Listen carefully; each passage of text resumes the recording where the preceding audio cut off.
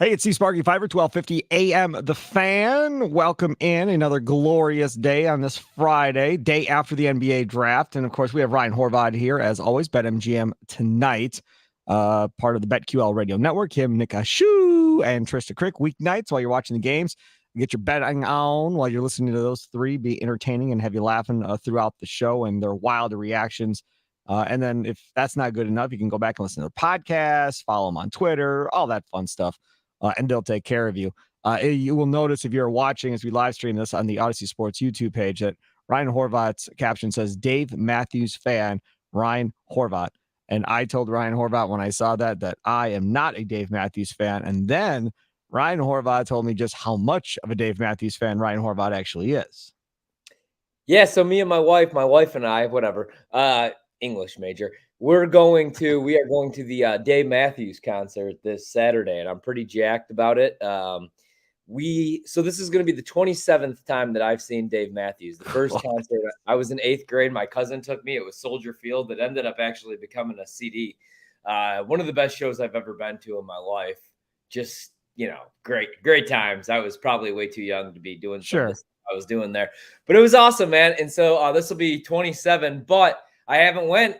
We figured out it's been 10 years because my son, he turned 9 in September. Yeah. And we just haven't went, I've been to concerts. I like to go to different shows now. I've seen Pearl Jam. You know what I mean? I like this, I'll see like Taylor Swift. I like to spend a bunch of money when like the big acts come. And I got kind of tired of Dave, but pretty excited about it. And I have to throw in here Dave Matthews fan, because what I've learned, especially with the younger generation, it's cool now to be a Dave Matthews hater. But man, what a show. You have like 15 musicians on stage, all in harmony. It's a beautiful thing. So I'm trying to think. I was telling you, my guy Dave. Back in the day, I used to produce a coach's show when Tom Crean was at Marquette until he got me booted off the show. And he was a big Dave Matthews fan back in the day. So I had to play all of these Dave Matthews songs for bumper music or whatever else, because he was a big Dave Matthews fan back in the day. And at that point, that's when I realized I did not like Dave Matthews. And this was, I don't know, what year was this? Like 2000, 2001, something like that, somewhere in that area. But hold on. But here, that's so I'm not some newfangled Dave Matthews hater. I've never liked the dude. But here's the thing. Like, I bet you, because originally when I heard Dave Matthews, man, I mean, like, I'm a little bit younger, obviously. It was like the 4th or the 5th grade, and I was like, this is crap. But I bet if you actually went back now and you listened to some of the catalog, you would become a Dave Matthews fan. You would appreciate. You know what I think this is like? You sound like somebody telling me that I should go back and try drinking beer again. Well, yeah, you didn't like it, but you should try it again. You might like beer now if you try when you're older. You might like it now than even though you didn't like it before. Or a parent that tells their children, yeah, you didn't really like broccoli when you were younger, but you'll like broccoli now that you're an adult. Your taste buds change. It'll change. So what you're telling me is my, they're not listening buds, but my taste in music may have changed, and I could appreciate maybe Dave Matthews better. Like, maybe you don't like Dave Matthews, the singer, right? But, he plays with a guy, Tim Reynolds. You might be like, he's one of the greatest guitar players ever. Agreed. Like, you might like the drummer. You might like the saxophone player. I mean, you might like the bassist. That's what I'm saying. You might appreciate the music more. I would never tell you, if you don't like beer right now, there's no reason to start drinking beer, man. You bloated. It makes you fat. You die young. Your liver turns to crap. Like, that's a great thing that you don't like. I wish that I had that. I wish I didn't like beer. I have the opposite problem. Okay, so lots of stuff to get into today. I said on the last podcast that Ryan and I did on whatever day it was, Wednesday. I don't know. I'm so tired. It doesn't even matter. On Wednesday, that we were going to talk about Hard Knocks today. And the reason we're going to talk about Hard Knocks is because they still don't have a damn team as we record this at 10:24 in the morning, live streaming on the Odyssey Sports YouTube page. And don't forget, you can download this fine podcast, Kurt and Long, on your Odyssey app, or wherever you download your favorite podcast app. And the fact that they don't have a team, and the fact that there was a report out a week or so ago, I guess it was, that they went back to Dan Campbell and the Lions and said, hey, you want to do it again? Would you guys be cool going back and doing it again? And the Lions are like, no, we don't want to do it again. Because they were, it was good. Campbell's very entertaining and the whole deal. Do you think the show has become stale? Because you're target one, I would imagine, because you're an NFL honk. You love the NFL. So Yeah. do you think it's become stale? So like with Hard Knocks, man, it used to be appointment viewing where we would all go over to a buddy's house or go over to my cousin's house. We would get together. We would watch it together. It was a huge deal. Yep. We'd be live tweeting Hard Knocks. What I think's changed? Well, the product hasn't been very good. I don't think in the last couple of years, the last couple seasons. I didn't really like last season. But also, like, we have more access to these teams now more than ever. So you have like the NFL Network. We have social media. We see like what's going on in the locker rooms. We kind of see a bunch of stuff. I just think that there's so much out there. But yeah, I do think it's become a little bit stale. I really do. It's like you said, it doesn't seem like anybody wants to do it. So like every year, the best story is like this undrafted rookie trying to make the team. And then you're rooting for the guy, you're watching the preseason games. So I do like that part of it. I think the cooler product is the in-season Hard Knocks. I really like that the last couple Colts years. one last year, I think it was. Yeah. Last year it was Arizona, and that was fun. I didn't even watch Arizona. I just watched the Colts one 2 years ago. You got to go back and check that out because they were a disaster, man. Like Kingsbury, was pretty much like half-assed and trying to get fired. Kyler, same thing, pretty much. I mean, nobody wants to do it. You don't really get any interesting stories on there. And I think it's become stale. That said, I still watch it, but I just go back and I watch it on DVR or I watch it, on the replay. Right. Okay. So how do you then make it to become more of a thing, right? So teams don't like it. But what if it was based around individuals on different teams? So hold on. I didn't mean to cut you off really quick. I'm so excited for this quarterback series that's coming out, though. The Patrick Mahomes, it follows like 3 or 4 different quarterbacks. I don't know if you've seen that trailer yet. Derek Carr, I believe, is on there. But I'm excited for that. And that's the thing. If it was Hard Knocks, Kansas City, or if it's Hard Knocks, New York, and we're watching the Jets every Sunday for an hour, everybody's going to be all in. We don't want to see Jared Goff and Dan Campbell and, like, all due respect to Jamal Williams. We're getting these crappy teams that haven't made the playoffs. Sorry, go on, though. But that's what I see. And the line's what I enjoyed. I enjoyed Staley running his mouth and all of that fun stuff. I enjoyed all that stuff. But anyways, what if they said, okay, we're going to pay dudes to follow dudes, right? We'll give you $1 million or $500,000 or whatever else, whatever the number is, to allow us to follow you in training camp. So maybe it's an offensive line coach on this team, a special teams coordinator on this team that's a clown and a character like Dan Campbell screaming and yelling and carrying on and being nuts. And you pick a couple of dudes that are kind of characters on different rosters that would be fun to watch. For instance, I don't know if you saw this video that somebody put out. I don't remember who it was. On Grady Dick, the draft pick last night of the Toronto Raptors, who was wearing that sparkly, god-awful red suit last night. I became a fan of his. And it is a long video of him being just nutso, like goofy dancing and all this stuff. And clearly the kid loves to have fun and dancing and posing and all this stuff. Right, so if you got some of those guys in the league that are kind of like that dude that just loves having fun and is kind of crazy or whatever else, do that. Give me a camera following some dude into a club, after training camp practice or something, and the interaction there and all of that.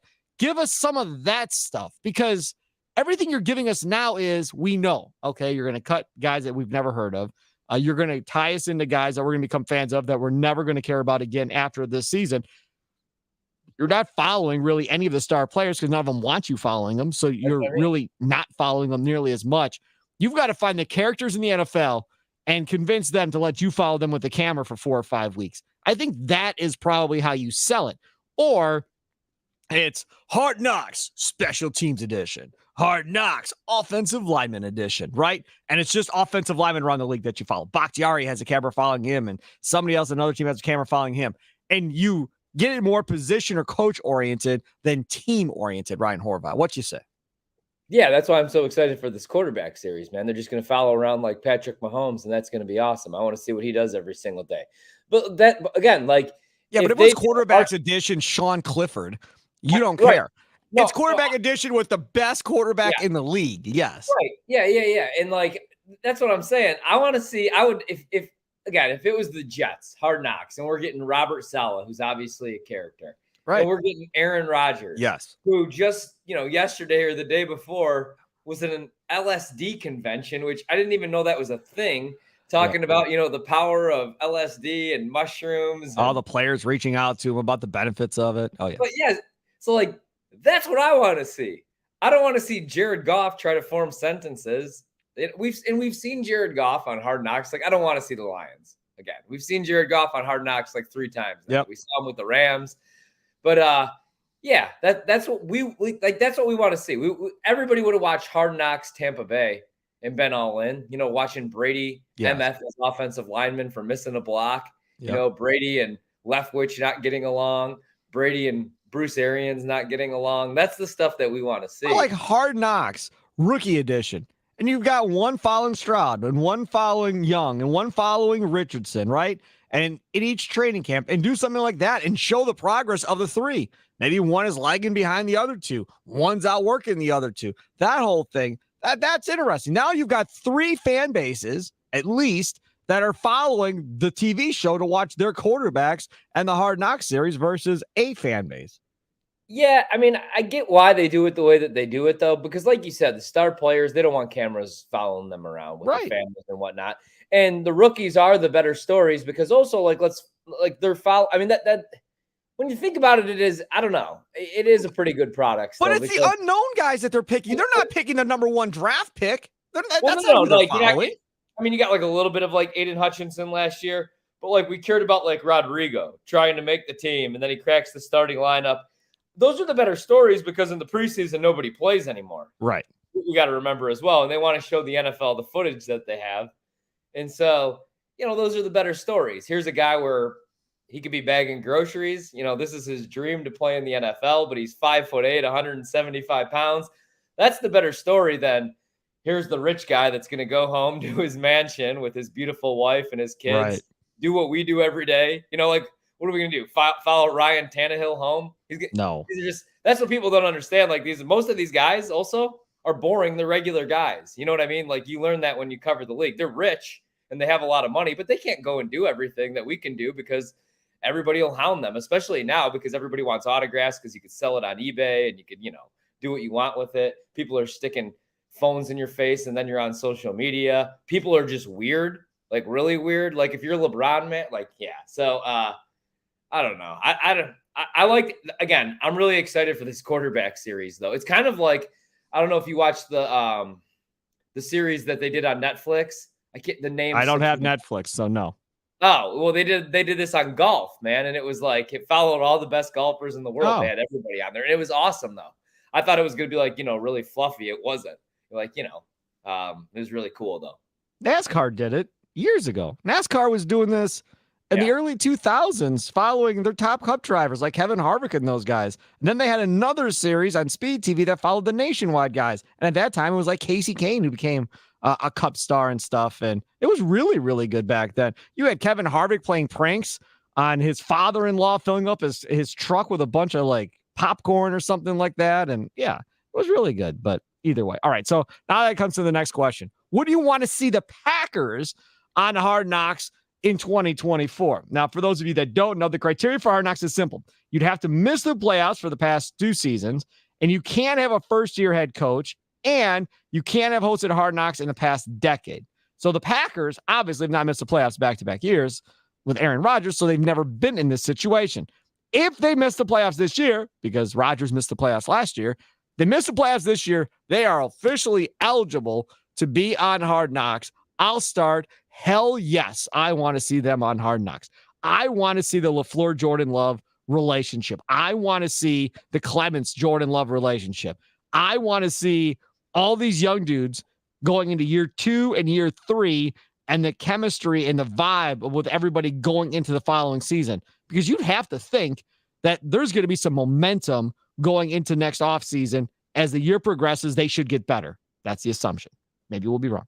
But if they do get better, there's going to be a lot of people kind of jacked up kind of going into this, and you'll really kind of get to see how tight-knit this group kind of is on the offensive side of the floor. Ball. Defensively, I don't really care. But I mean, Jair Alexander, I'm sure he'll have a camera in his face. I'm sure he's not going to run away from that.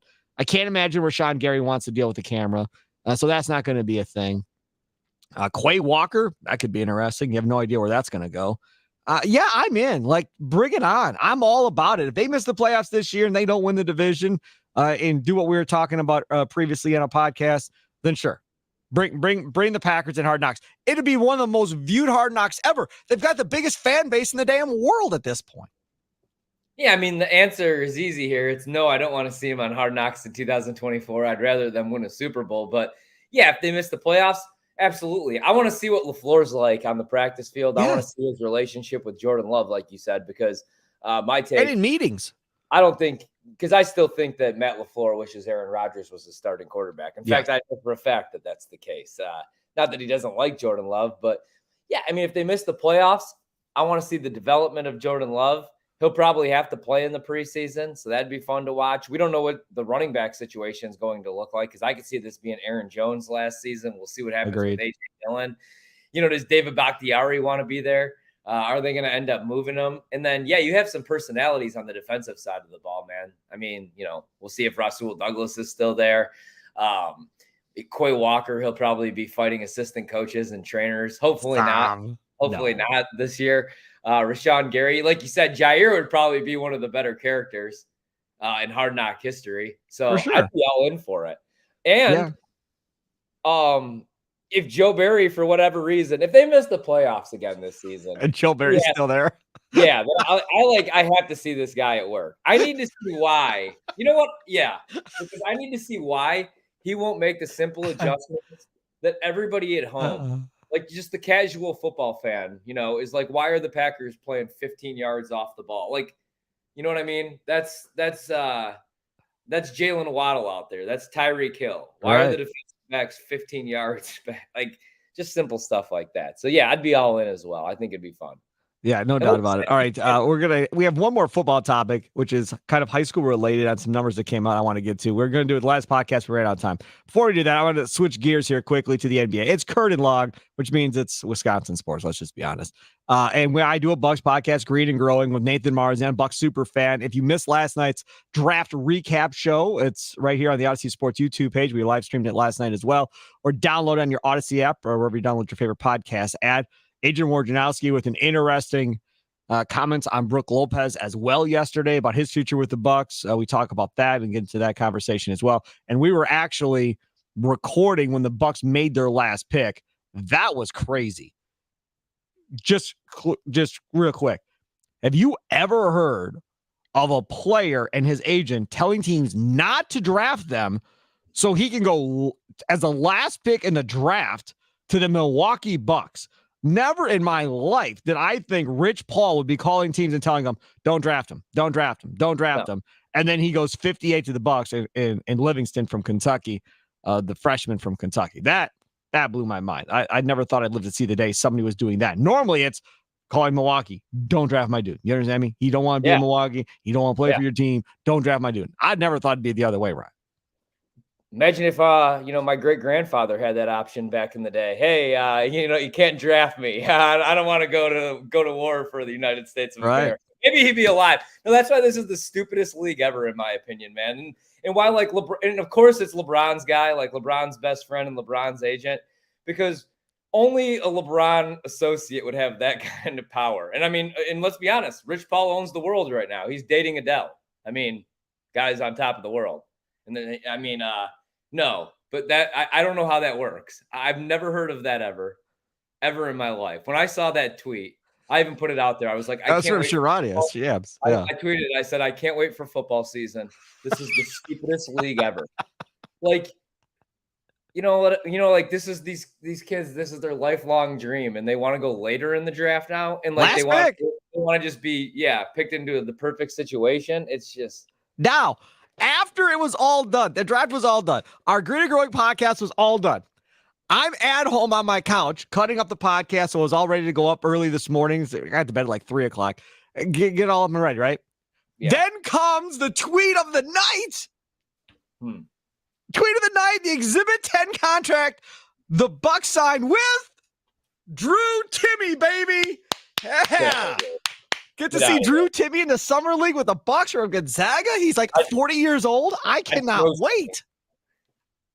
Are you kidding me? You're excited? I'm so excited. I can't wait. I cannot wait to watch Drew Timme in a Bucks uniform. Come on. I mean, everybody knew he wasn't going to get drafted. Trista thinks that he's going to be in Europe in a couple of years, and I jokingly said the same thing, like, last year. I don't know about that, man. He might be a sneaky player off the bench, but here's the problem: he doesn't play any freaking defense. Yeah, well, it doesn't matter in the summer league. Nobody plays defense in the summer league. He's a slow white guy that doesn't play any defense. So I mean, he's going to have to I don't know. We'll have to wait and see. All right, Ryan's bets on the NBA Rookie of the Year real quick, and I want to get into this high school topic. These stats that came out that I don't know. I guess they kind of surprised me by what I saw.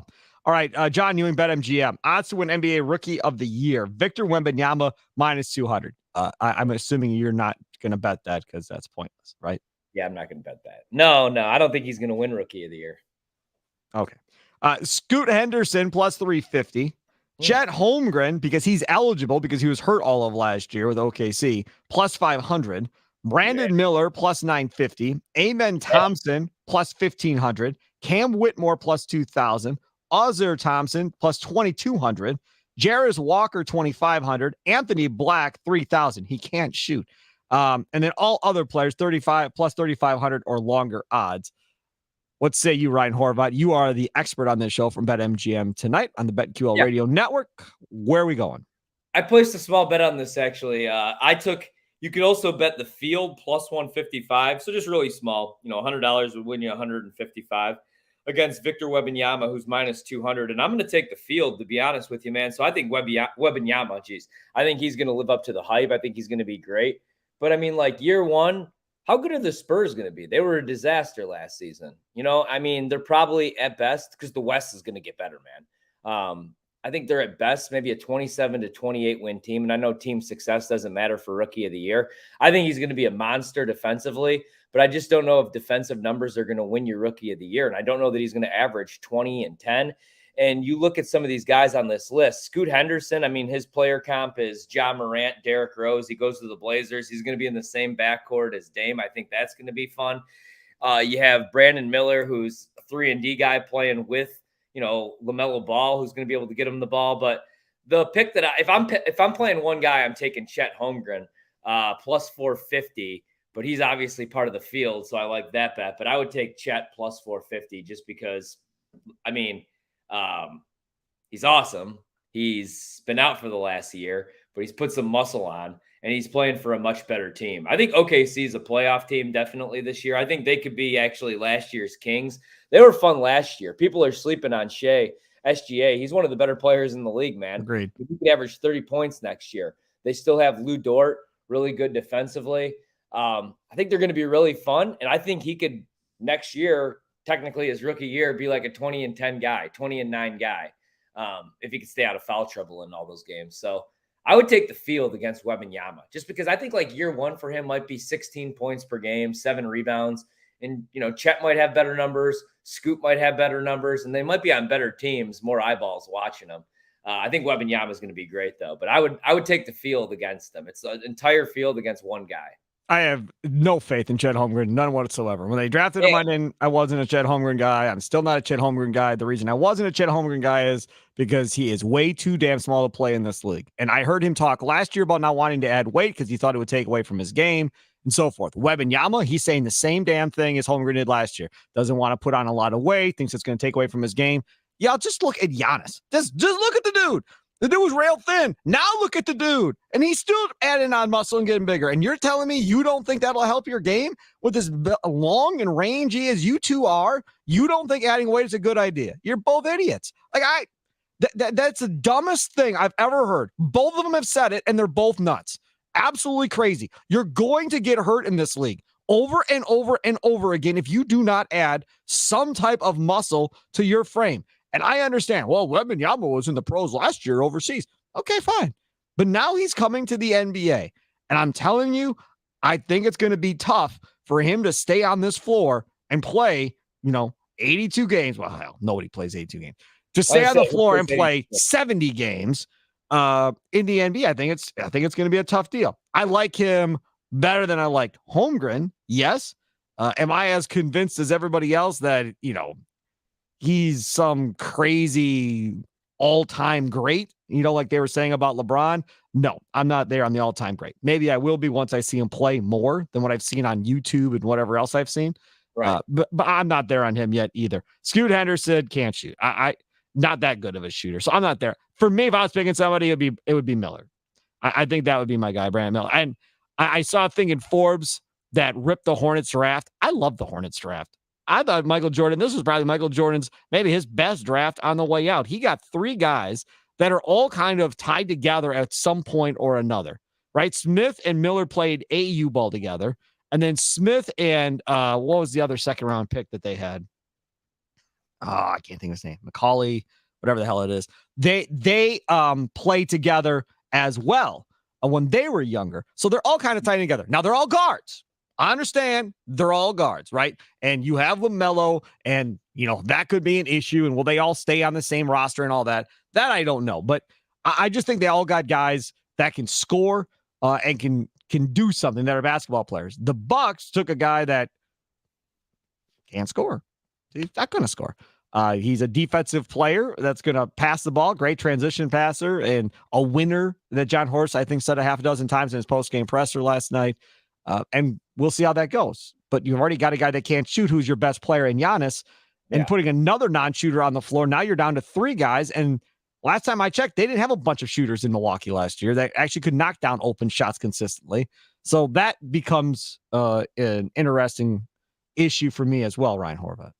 Yeah, no, I mean, I completely agree. That's what the Bucks need. They need knockdown shooters, man. That's what they need this offseason. We'll see what ends up happening here with Chris Middleton if he's back. I would assume he's back. But yeah, I mean, you don't really need more defense, man. Although I don't know, you could use another rim protector. You could use another rim protector off the bench, even if Brook Lopez did come back. But I'm with you. They need shooters, man. Like, you can't be relying on Grayson Allen and some of these guys that they're running off the bench. So yeah, and I'm with you on Charlotte's draft. I thought Brandon Miller was the safe pick. I know there's Brandon Miller haters out there, but you're getting a 3-and-D wing. And I don't know if Scoot and LaMelo could have played together because they both need the ball in their hands so much. And Miller can score. Either's the best shooter, right? So, like, I just wouldn't like that fit. Brandon Miller can shoot. He's a shooter, and he plays defense. He plays enough defense. So I like the draft for Charlotte a lot. I think Lillard gets traded. I think he's going to be good, though. I think Brandon Miller is going to be good. I think any other year, either of those guys is the number 1 pick. I think Lillard's gone. He gets traded this offseason. That's what I think. And I saw a report today that Portland said they'll trade him if he wants out. So if I just don't think he's going to want to play. They've got a lot of good young guys in Portland now. I mean, they're building a little bit of a young core with what they had last year, with what they have now coming in with this rookie class, with what you can get picks wise, and maybe a young player to go along with it that has some upside for Lillard. I don't know, man. Yeah, I think they'd be okay. Yeah, they got a squad, man. They got a nice little young squad. Maybe he does want to like stick around. I think he gets traded mid-season if they get off to a slow start. Just because he's loyal. He's like Giannis, man. Like, you know what it reminds me of is like Aaron Rodgers and Russell Wilson in the NFL. Like Dame, yeah, he wants to he does want to play for a contender, but he doesn't want to be the bad guy. He wants to be the loyal guy. He doesn't want to be the ring chaser. You would blame him at this point. All right. But Russell Wilson didn't want to be the bad guy, but he wanted out of Seattle. He didn't want to work with Pete Carroll anymore. Rodgers clearly didn't want to be in Green Bay last year. He looked like a hillbilly. He was throwing wobbly. Like, I went back because I'm nuts and watched Rodgers last year. He did not care. I'm a defender of that take now. He threw so many 50-50, like, who cares balls. He just knew that team was no good. But all right, let's move on. Yeah. Let's move on to this last topic. This high school football topic that I saw, what was it? I guess 3 days ago. John Solomon put it out. And John Solomon is with Aspen Institute Sports, used to be a college football reporter for CBS Sports. And it's different graphics. So he's got a graphic here. This table shows the number of head hits and the average force of impacts experienced by high school football players, according to the results of the study. The researchers used tables like this to estimate a player's lifetime exposure to head hits based on the positions they play at each level. So defensive line hits per season, 782. Force per hit, 25.8. Total forces per season, 20,183. As you look at this, defensive linemen, have the biggest impact as far as, chances for concussion, then offensive linemen, and then there is a huge drop off. And the next one after that is the tight end position, followed by running back and linebacker at that point. And we're always talking about protecting wide receivers, protecting running backs, protecting quarterbacks. You never hear anybody talk about protecting the interior lineman, Ryan. It never happens. No. And man, like, I know there aren't many fullbacks out there anymore, but like fullbacks, same thing, especially like, I mean, I went to Joliet Catholic, so we were on the double wing, my grandpa's offense. Yep. And the fullback, the lead blocker, man, would take some punishment. So no, we never talk about the defensive linemen, never talk about the offensive linemen. And they go hard at practice too. The skill position players, it's usually pretty easy 5 days a week, 4 days a week, But although I will say this, man, like it's a lot different now. There's really not 2-a-days anymore before the season. We used to practice like in high school for like 7 to 8 hours, 93, 94 degree heat. Yep. You'd see heat exhaustion, guys just throwing up on the sidelines.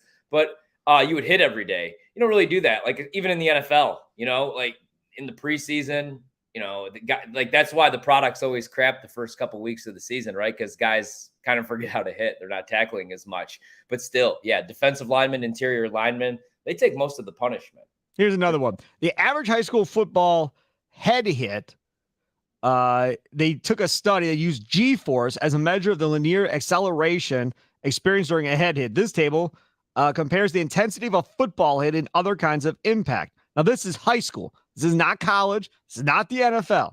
Okay? And they're using G-force. A fighter pilot during a roll is 10 Gs. Okay? A car crash at 30 miles an hour is 30 Gs. A boxer's punch to the head is 50 Gs. An average concussion is 80 Gs. The average high school football head hit is 27 Gs, just less than a car crash at 30 miles an hour. That is more evidence. Now, to that, Ryan Horvat, I ask you, you have a son. He wants to play football. What say you? Yeah, like the rule in my house, the rule even like, my grandfather, he coached for 30 whatever years, right? He liked flag football for youth sports. But here's the problem here. Okay, so like he didn't want you. 8th grade was when we were able to hit. Like my kid is in 1st grade. A majority of his classmates in 1st grade are playing tackle football with helmet and pads right now. I have him in flag football. I played flag all throughout grade school. And then the problem though is, and this isn't for everybody because, there are quick learners and there are kids that are just bigger. But if, you're the skinny kid, the only disadvantage you have then when you get to high school is everybody else knows how to hit. Right. But the thing is, freshman year doesn't really matter. Like, especially if, you're at a program where you're not playing varsity, like, with Joliet Catholic, you don't play unless you're really special. You don't play varsity football until, you're some kids, if you're really good as a sophomore, but it's all about like learning. So you kind of learn, but that was the disadvantage. But yeah, so if my kid wants to play, I would say 8th grade is when I would allow him. Smart. I would say, yeah. If he wants to play in high school, if he wants to make that decision, I would say yes. I love football. I think it's a lot safer than when I played or, like for sure. Your generation, Gary's generation, Leroy's generation. Totally. It's a dangerous sport, but I mean, so is hockey. Let's be honest. Baseball is a dangerous sport when you think about it. I mean, if you're Chris Bryant and you get hit in the face with a 96 mile, 97 mile per hour four-seamer, like, let's be honest, that could do some damage. That can mess you up for life. You know what I mean? And like life's dangerous, unfortunately, now more than ever. Like we have to worry every day that when we send our kids to school even. Right. So yeah, I would say yes. He can make his own decision.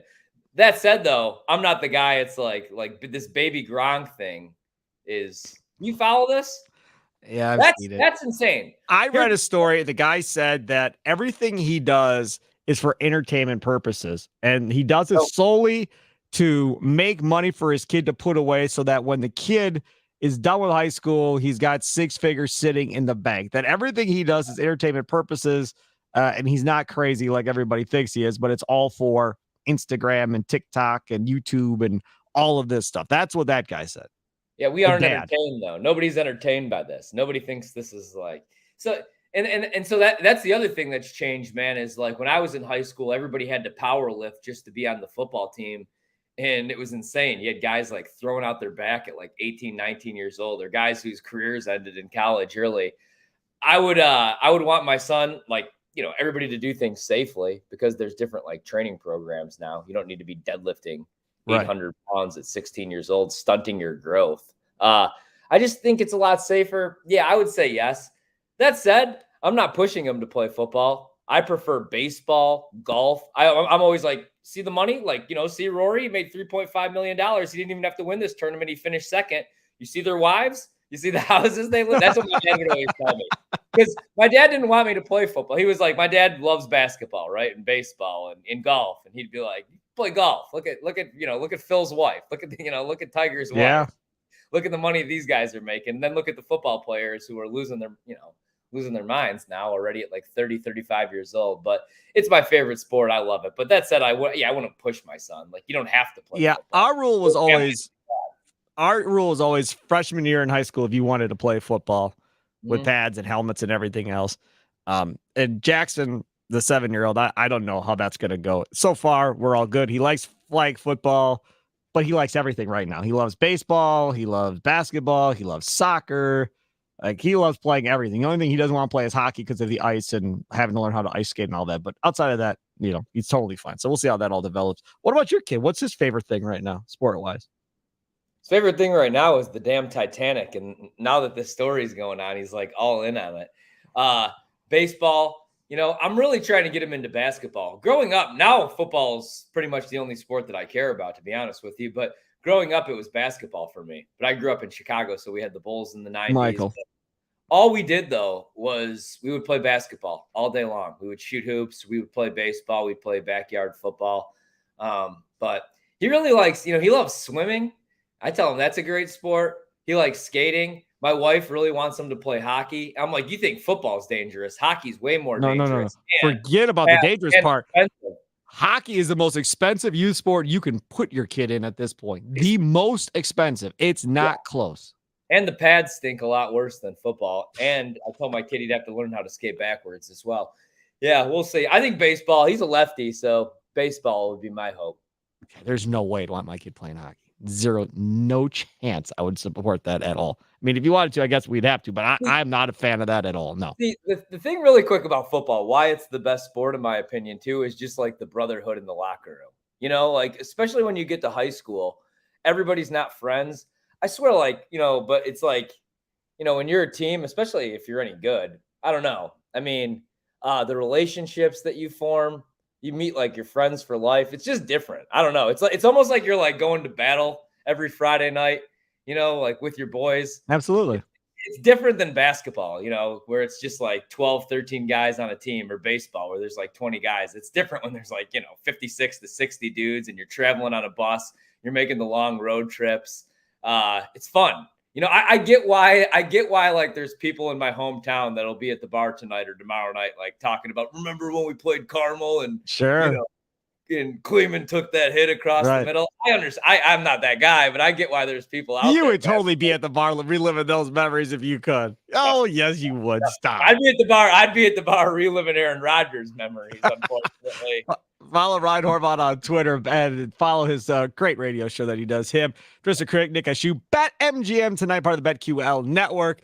And, of course, Kurt and Long, Monday, Wednesdays, and Fridays we record. Normally, for the most part, I'm pretty good at getting them up by 5 p.m. Central Time each and every day. Of course, Odyssey app is the place we'd like you to go download it. But if not, you can download wherever you download your favorite podcast at. I'm Steve Sparky Fifer, 1250 AMthefan.com. Follow me at Sparky Radio. Enjoy the rest of your day. Enjoy the weekend. We'll talk to you next week, folks.